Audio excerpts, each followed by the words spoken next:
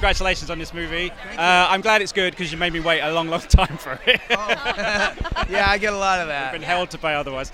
We're glad too. I'm very, very glad. Congratulations on the BAFTA nomination. I mean, what does that mean to you guys after so many years of work to have a BAFTA nomination?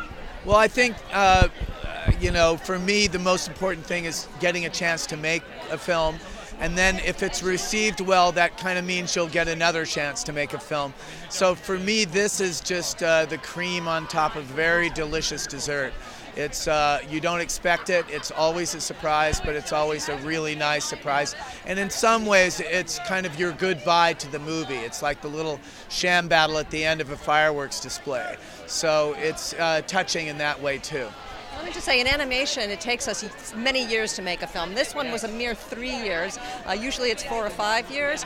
And when you have hundreds of people crafting a film this long, you really want it to be successful and mean something to people. So that's really gratifying to the whole team. Yeah. In terms of the planning with this one, I mean, was there a legitimate reason to wait this long, or was it just in terms of waiting for the story, waiting for the right time to tell it? No, I mean, I had the core story that I wanted to tell when we were publicizing the first film, which is the role switch between Bob and Helen. And I also knew I had Jack, which the audience knew about his powers, but they did not. So those two things I knew were going to be in the film. But coming up with a villain story that played well with that took a long time.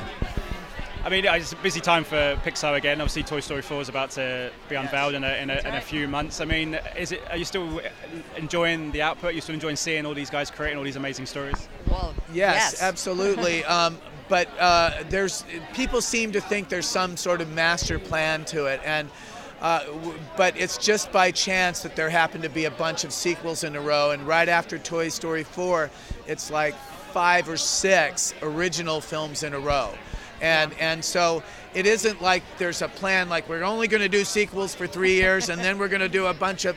They just happen the way they happen, and you're just telling stories. So. Well, and it's because we care so much about the quality of those stories that we are careful about which ones we release. They have to be ready to be released.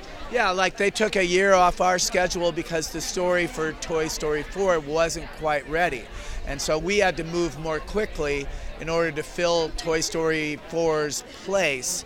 And that also speaks to the fact that this is not making widgets. This is stories have their own time, and they come when they come, and some comes fast and some come slow, and it's just what?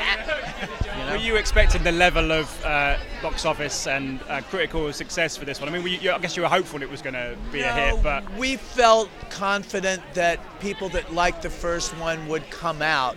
But this did way beyond that, and that's what we were surprised about. And we were all surprised that the pent-up demand was kind of astonishing, really. Yeah. But it is not something we take for granted at all. Never. It's always a happy surprise when people come out and say such good things about the film. Fantastic. Yeah. Ladies and gentlemen, you're watching Hey You Guys! Hey You Guys, huh? Hey You Guys. Is that from the Goonies? It is indeed, yeah. Nice. Hey